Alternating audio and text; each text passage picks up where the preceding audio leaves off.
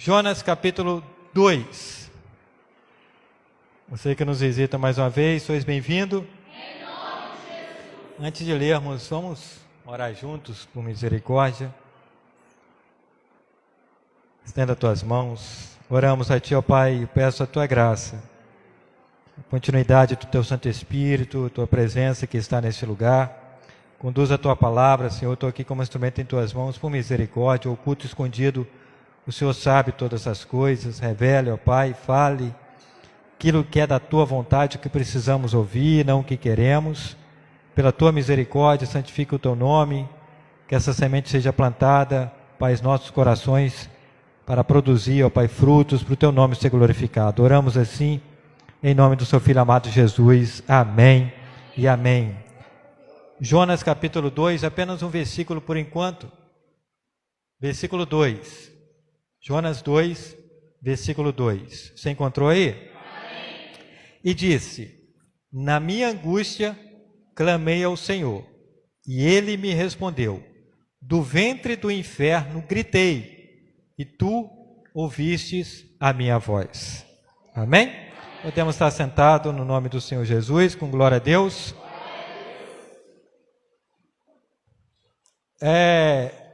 Esse é um dos considerados assim, dos livros menores, um profeta que está relacionado aqui entre a relação dos chamados profetas menores, não apenas pelo livro, escrito, pela quantidade de linhas, mas aquela famosa questão de Jonas e o grande peixe que o engoliu. E aqui a gente usa muito esta palavra, para falar de desobediência e etc. Tantas outras questões, como toda a palavra do Senhor nos é dado como um tesouro e inspiração para o nome dele ser glorificado. Mas, especificamente hoje, é outras questões que nós vamos abordar aqui, de um ser, assim, de um homem chamado Jonas, como qualquer um de nós, como a palavra de Deus fala que Elias, sujeito às mesmas paixões, e orou para que não chovesse, e a terra por 3 anos e meio choveu, e depois ele orou para chover. Eu não sei se tem Elias aqui, mas eu nem esperava essa chuva de hoje, que ela está caindo aí fora, mas glória a Deus, e choveu. Então, mas sujeito às mesmas paixões, aquele homem que pediu fogo do céu e destruiu os profetas de Baal, tinha dor de barriga, igual a gente, como Jonas aqui, um homem usado por Deus, mas com as suas questões aqui. Por exemplo, ele está falando aqui, neste momento ele está no ventre do peixe, e ele está falando aqui, na minha angústia, clamei ao Senhor, e Ele me respondeu, do ventre do inferno gritei, o Senhor ouviu minha voz. Esse momento da vida dele aqui, ele está falando o seguinte, a minha vida está um inferno, não era para menos. Ele ficou 3 dias e 3 noites no ventre do peixe. Então, como é explicar um negócio desse? A gente está aqui. Ele estava numa situação assim bem complexa.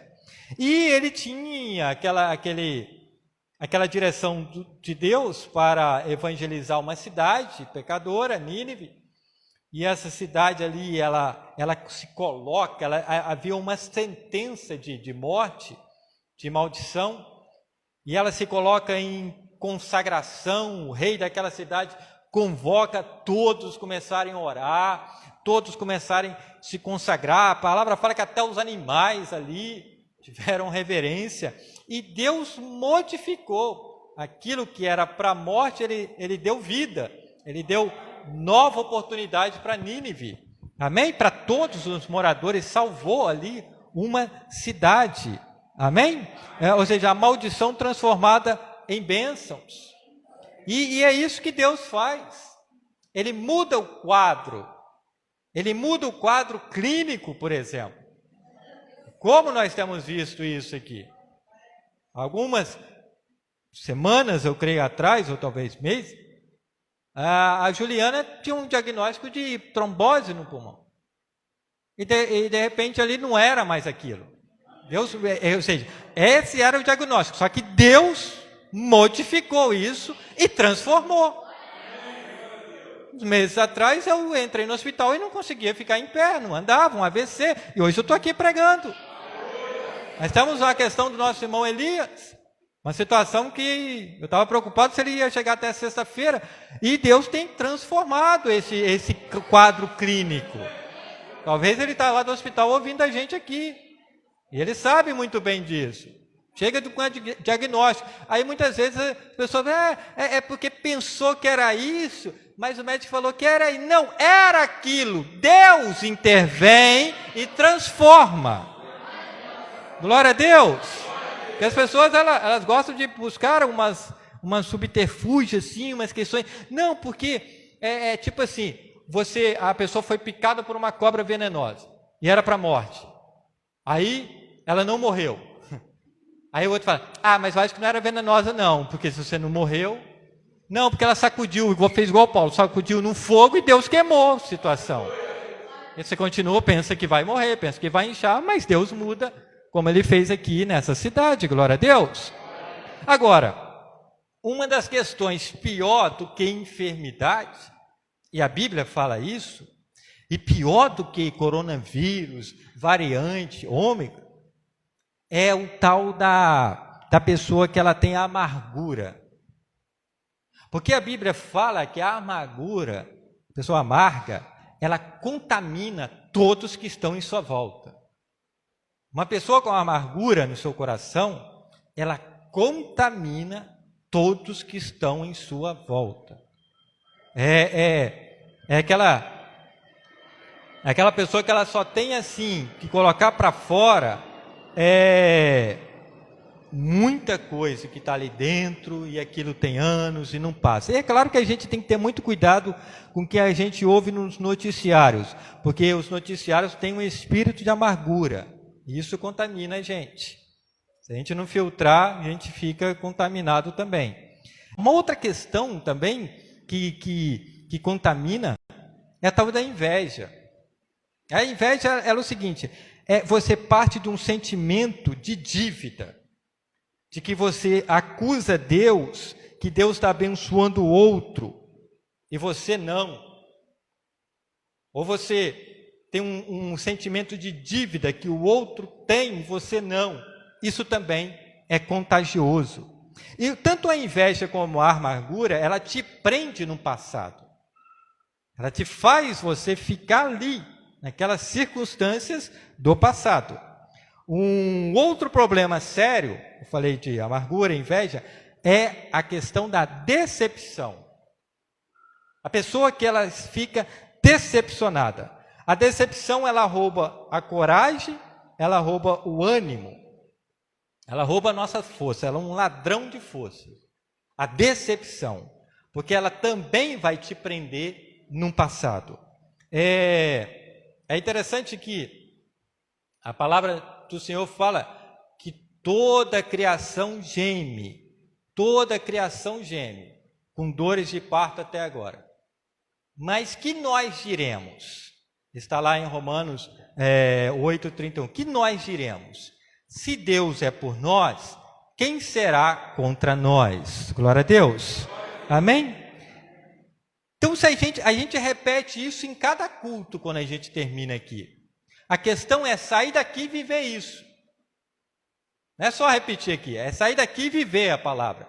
Se Deus é por nós, quem será contra nós? Ou quem, também a mesma questão de Romanos, quem nos separará do amor de Deus? A tribulação? A angústia? A perseguição? Não, nada pode nos separar do amor de Deus pelas nossas vidas. Amém? Amém? Glória a Deus. Mas essas questões, e essa, por exemplo, a questão da decepção, pode te remover do amor de Deus. Você, não o amor de Deus sobre nós, mas ele pode remover você de entender o amor de Deus. E pode desligar esse amor da sua mente. Porque se ter decepções, e cada vez nós temos mais, são circunstâncias aqui porque aquela coisa não funcionou do jeito que eu planejei. Aquilo não foi do jeito que eu imaginei. E querendo ou não, a decepção é aquela forma sutil que às vezes você não gosta de pensar nisso, mas você falar assim, que Deus não foi fiel com você. A gente às vezes não expressa isso, mas age dessa forma. Quando nós ficamos decepcionados, nós muitas vezes deixamos isso desligar, esse amor, nós falamos que estamos de forma bem nítida, falando que Deus não é fiel conosco. Porque não aconteceu, porque não funcionou. Ué, eu orei para o enfermo e ele morreu. Eu estava orando por isso e não aconteceu, e eu estou orando por aquilo e não aconteceu, e eu pensei que ia ser desse jeito, e não foi. Os 2 discípulos a caminho de Emaús, quando Jesus entra lá no meio deles, e eles falam, nós pensávamos que ele, que era o profeta, queria remir Israel, mas já é o 3º dia, não aconteceu nada que a gente pensou. E Jesus fala, vocês são loucos e duros, né, de coração, para entender tudo que está escrito pelos profetas. Essa questão de amargura e decepção, o inimigo vai usar muito, e vai usar muito bem, porque isso vai nos definir onde nós estamos, quem nós somos e o propósito das nossas vidas. A coisa não está funcionando, acaba te definindo, quando você deixa isso falar mais alto, acaba te definindo aonde você está, quem você é. Eu tentei, mas não deu certo, eu tento isso, mas não dá certo, então eu não sirvo para isso, e eu não valo nada, e é isso, acaba te definindo o seu estado, aonde você está e o teu propósito. E isso vai te levar de volta ao passado. Porque é o ponto que você errou e é o ponto que você quer ficar, e eu estava comentando com os obreiros ali. Se tem uma coisa que a gente é especialista e PhD, é chutar o balde. Qualquer um aqui, você pode falar, como eu chuto o balde, como eu desisto. Qualquer um aqui vai ser especialista em te ensinar como é desistir. Poucos, muito raro, aqueles de perseverar. Aqueles que de ir avante. A amargura, a inveja e a decepção, o inimigo ele vai trabalhar duro, mantendo focado naquilo que não funcionou. Ele vai pegar as coisas que não funcionou e vai jogar isso tudo na nossa cara, e a gente vai pensando em tudo que não funcionou, para justamente a gente não fazer o que funciona, viver a palavra do Senhor. Amém? Glória a Deus. Amém? É claro, uma das questões que nós estamos estudando, Provérbios, guardei a palavra no coração. Então, o que nós relatamos hoje? Você pega, como a Maria, né, a mãe de Jesus, ela ouviu o anjo falar desde o princípio do nascimento, e o texto fala assim, ela guardou tudo no coração. Porque você guarda aqui a palavra do Senhor, e o caos está aqui fora, você pega aquilo ali e mostra para o caos. E fala, eu tenho promessas de Deus. E está guardado aqui, isso fica aqui. O que está em volta, o caos de volta, não transforma você por dentro. Não vai dividir o teu propósito que está dentro. Não vai neutralizar o amor de Deus que está dentro de você. Você pega, olha, e às vezes são promessas de anos, que não aconteceu ainda, mas elas estão guardadas, para o nome dele ser glorificado, e ao momento que elas são colocadas para fora, independente do que está acontecendo, porque quem prevalece contra a vontade do Senhor? Ele faz todas as coisas, amém? Do jeito dele e da maneira dele, glória a Deus. Decepção vai só nos afetar quando nós vamos perdendo as energias, quem nos separará do amor de Deus? A tribulação, mas você deixa que a tribulação te separa desse amor. Você deixa que a decepção, você deixa que o rancor, você deixa que as questões vão te separando. E aí nós vamos nos afastando, cada vez mais. Jesus vai falando e a gente não vai ouvindo. Jesus sabe o que vai acontecer daqui a pouco, mas a gente ouve, mas a gente está tão mergulhado nas nossas decepções, nas nossas frustrações, nos nossos sentimentos, muitas vezes mais por questões externas, e a gente, tudo que deixa o externo entrar, vai trazer lixo para dentro, de ruim, né? Se for ruim. Mas o próprio Pedro, né? A gente sempre relata isso aqui, na ceia, Jesus falando, ele falando outra coisa. Não, nessa noite você vai me trair. Ele falou, não, eu vou morrer por ti, eu te amo. E naquela mesma noite, antes do galo, o galo cantou e ele viveu aquilo que foi a palavra do Senhor. E é interessante que a palavra fala o seguinte, Pedro estava se esquentando numa fogueira perto das pessoas e identificaram ele, você é um deles. Ele falou assim, eu não conheço esse homem. Falou que amava poucas horas atrás e agora nem conhecia. Mas é porque o afastamento vai produzindo isso, vai produzindo frieza. E às vezes você quer até esquentar perto do fogo, mas às vezes vem certas acusações ou certas colocações que você não pega aquela responsabilidade e quer fugir daquelas responsabilidades. É interessante que algumas das vezes que... Eu me lembrei muito dessa palavra no momento que eu estava... uma das vezes que eu fui ali em Israel, nessa época eu fui com Emerson, e foi uma época de nevasca, e muita neve, muito frio, e teve um momento que a gente estava assim na cidade velha de Jerusalém, e aquele frio todo, e tinha um tonel, e eles botaram fogo assim no tonel, e as pessoas em volta ali, e é claro, não tem como, você está em Jerusalém, e aquela coisa ali, e nós chegamos perto, para ver se aquecia um pouco, e realmente... favoreceu aquele momento que a gente estava ali. Ou seja, eu estava em Jerusalém, mas não adianta nada eu ficar em Jerusalém e não estar perto do fogo. Não adianta nada eu estar na igreja e não estar me queimando por dentro a palavra do Senhor em minha vida. Não adianta nada eu ouvir a palavra de poder, de graça e não viver ela. Não adianta, se cada vez que eu me afasto do fogo, cada vez que eu me afasto da graça, as angústias, as decepções, as frustrações vão falar mais alto na minha vida. E eu vou continuar vivendo nesse ciclo vicioso. Você está aí? Eu queria que colocasse, por favor, aqui, Provérbios 13, versículo 12.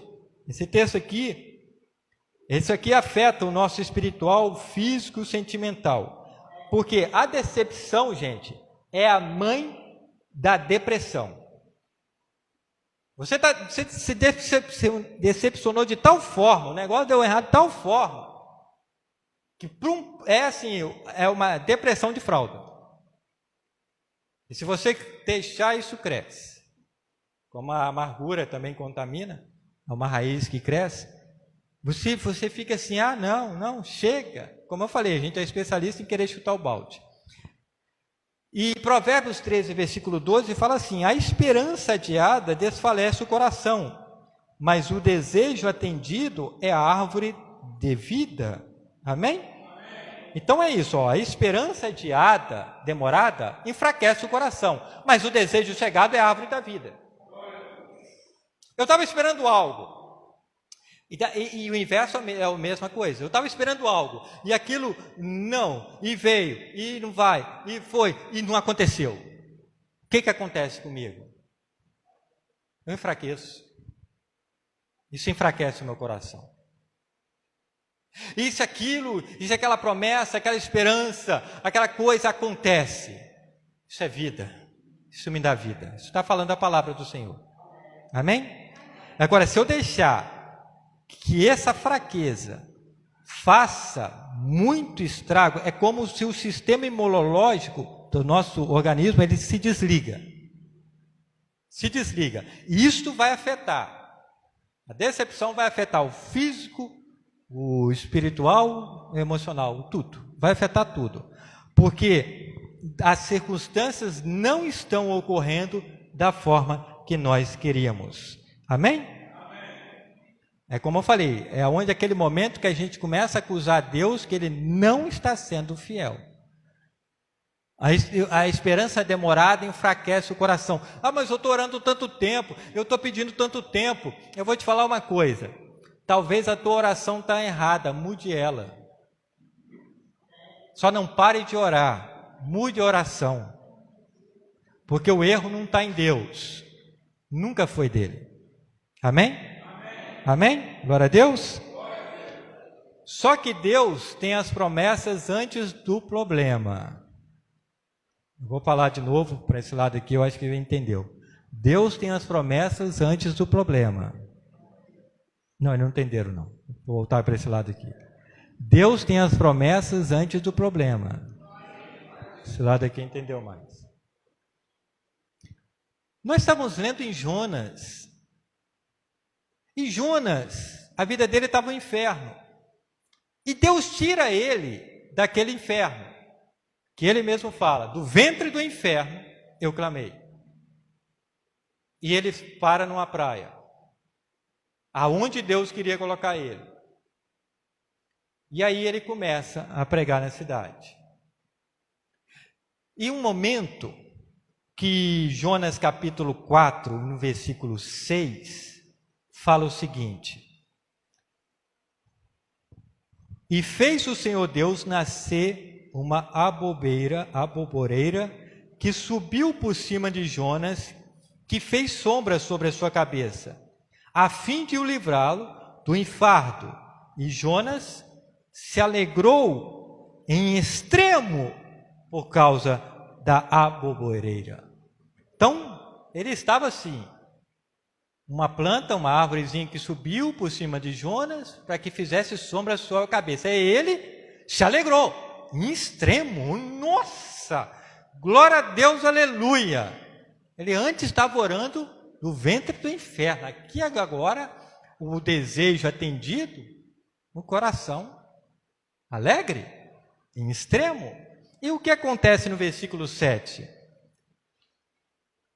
Mas Deus enviou um bicho no dia seguinte, ao subir da alva, o qual feriu a aboboreira e esta se secou. A árvore secou. Aí o versículo 8. E aconteceu que, aparecendo o sol, Deus mandou um vento calmoso, oriental, e o sol feriu a cabeça de Jonas, e ele desmaiou, e desejou com toda a sua alma morrer, dizendo, melhor me é morrer do que viver. Alguns momentos antes, talvez 2 dias atrás, ele estava lá do ventre do inferno, clamando, a minha vida está um inferno, Senhor, me livra, Senhor, me livra, Senhor, me livra, e Deus livra, e Deus dá a bênção. Basta 2 dias, Senhor, está muito pesado aqui, aí Deus dá um alívio, glória a Deus, aleluia, Deus tira o alívio, eu quero morrer. Não brinco mais, PhD em chutar o balde. E é chamado de profeta. PhD em chutar o balde. Basta um problema. Para quê? Cadê Jonas? Noite anterior você estava lá dando glória a Deus. Manhã você está pedindo para morrer. Domingo à noite, glória a Deus, aleluia. Na segunda de manhã está pedindo para morrer, porque o negócio não funcionou. Você está aí? Amém? Amém? Esta árvorezinha, quando nós lemos lá em Provérbios, a coisa que é alcançada, ela alegra o coração, é como árvore da vida. Amém? Esta árvore aí, como a de Jonas, e é interessante que é mencionado a árvore da vida 3 vezes na Bíblia. Em Gênesis, naquele provérbio, em Apocalipse. Em Gênesis, está lá, não coma da árvore do conhecimento. E interessante que aquele casal, aquela árvore da vida, fala o que foi. Eles desperdiçaram as instruções e colheram aquilo que fizeram. E eles não tiveram mais acesso à árvore. O que foi? Em Provérbios, a árvore da vida fala o que é. Desejo chegado é como árvore de vida. Não chegado, enfraquece o coração. Em Apocalipse fala que nós voltaremos e comeremos o fruto da árvore da vida. Fala o que será. Glória a Deus, você está aí? Amém? Ou seja, em Gênesis, a vontade deles fez as circunstâncias. Não é Deus que estava errado.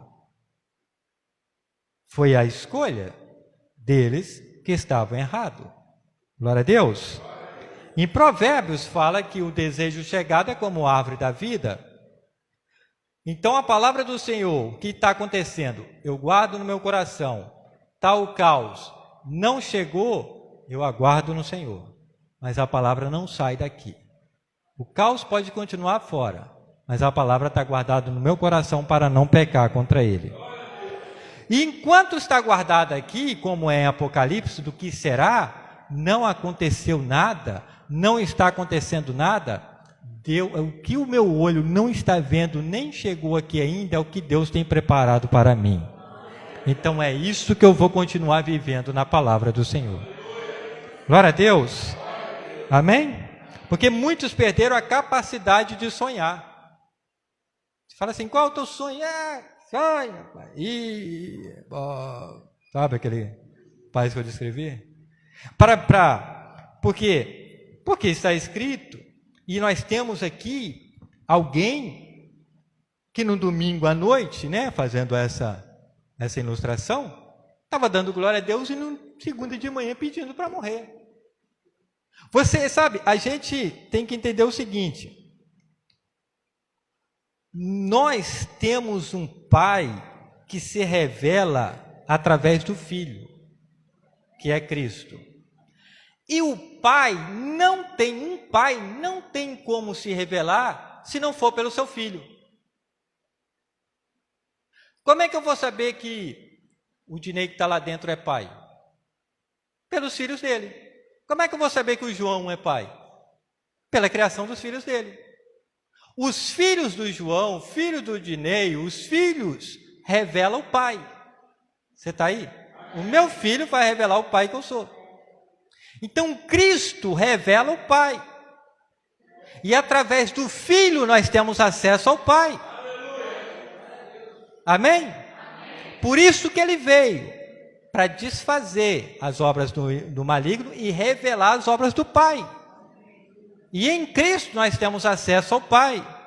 Então a decepção, ela não pode falar mais alta se eu tenho um filho em mim. Se eu vivo no Filho, e eu vivo com o Filho, eu tenho acesso direto ao Pai. E o Pai, da mesma maneira que manda uma árvore para cobrir no dia, no outro ele pode tirar, mas ele é Pai. Eu não posso mudar a agenda dele, às vezes pode ser até difícil, mas eu tenho que cumprir a agenda do Senhor. Você está aí? Amém? Passa, por favor, 2 Coríntios capítulo 1, versículo 20. 2 Coríntios capítulo 1, versículo 20, fala assim: porque todas quantas promessas há de Deus são nele sim, e por ele o amém, para a glória de Deus por nós. Por nós. Glória a Deus. Porque todas as quantas as promessas há de Deus são nele sim, e por ele o amém, para a glória de Deus por nós. Deixa eu traduzir isso aqui. Todas as promessas de Deus, teve alguém que estudou a Bíblia assim, e falou que a Bíblia tem mais de 7.400 promessas. Eu creio que até mais. 7.400 promessas. Tem algumas para você e tem algumas para mim. Amém? E todas as promessas do Senhor é sim. É sim. Porque todas quantas promessas de Deus são nele sim. Existem, está aqui para acontecer. É sim, já está determinado bênçãos nas nossas vidas. Amém? É justamente esse amém aí. Porque a gente vai repetindo amém, amém, amém. E amém quer dizer assim seja.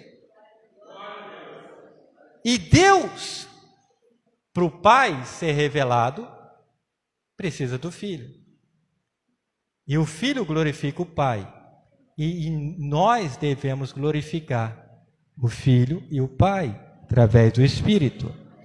Por que Deus usa as nossas vidas? Por Ele, ou seja, todas quantas promessas de Deus é sim. Por quem? Por Cristo.